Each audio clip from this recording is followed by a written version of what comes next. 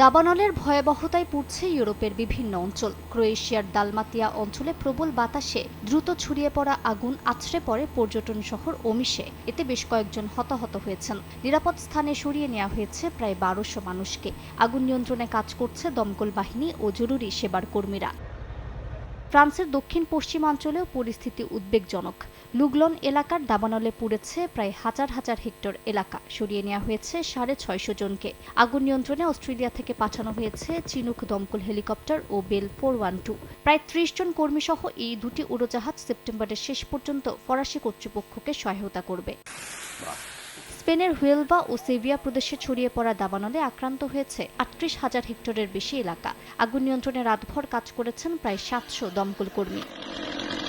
ইউরোপের বিভিন্ন দেশে চলতি গ্রীষ্মে একের পর এক তাপপ্রবাহের সঙ্গে যুক্ত হয়েছে ভয়াবহ খরা। বিজ্ঞানীদের মতে মানবসৃষ্ট জলবায়ু পরিবর্তনের কারণে তীব্র গরম ও শুষ্ক আবহাওয়া আরও ঘন ঘন তৈরি হচ্ছে, যা দাবানলকে দ্রুত ছড়িয়ে পড়তে এবং দীর্ঘস্থায়ী হতে সহায়তা করছে। ফ্রান্স, স্পেন ও গ্রিসের পাশাপাশি বলকান অঞ্চলও এবছর একাধিক তাপপ্রবাহের মুখে পড়েছে। মালিহা সুহরওয়ার্দী, সময় সংবাদ।